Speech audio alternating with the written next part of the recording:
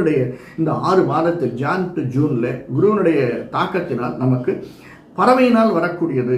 Sir பறவையினால காய்ச்சல் வரும்னு சொல்லாதீங்க, அது வர்றதுக்கு வேற, அதை நம்ம திரும்பி பார்க்க போறோம்.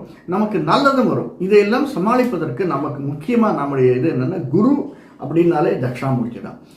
அடுத்தது இன்னொன்று புனர்பூசம், விசாகம், பூரட்டாதி. விசாகம் முருகனுடைய வீடு, முருகன் பிறந்தது. அதனால தட்சிணாமூர்த்தியா இருந்தாலும் முருகனா இருந்தாலும் இந்த இடத்துல இருக்கக்கூடியது, நம்முடைய இந்த வீட்டில் இருக்கக்கூடியது புதன் அப்படின்னு சொன்னோம்னா பெருமாள் அவருடைய அனுகிரகம் நமக்கு இருந்ததுன்னா, அதாவது நம்முடைய வழிகாட்டியாக இருக்கக்கூடிய யாரையா இருந்தாலும் நாம் எடுத்துக்கொண்டு அவர்களை பூஜித்து வருவதோ அல்லது அவர்களுக்கு ஏதாவது செய்வதோ, என்ன செய்யறதுன்னு பார்க்கலாம்.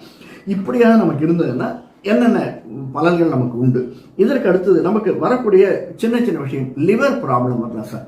இந்த 6 மாதத்தில் நமக்கு லிவர் சம்பந்தப்பட்ட ப்ராப்ளம், ஃபுட் அதாவது பாதங்கள் சம்பந்தப்பட்ட ப்ராப்ளம், மசில் கிராம்ப் ஆயிடுறது, மசில் பிடிச்சிக்கிறது, வெரிகோஸ் லைன் வர்றது, இந்த மாதிரி சதை பிடிப்பினால் ஏற்படக்கூடிய பிரச்சனைகள் வருவதற்கு நமக்கு சாத்தியக்கூறுகள் அதிகமாக இருக்குது. இதையும் கவனிச்சுக்கோங்க.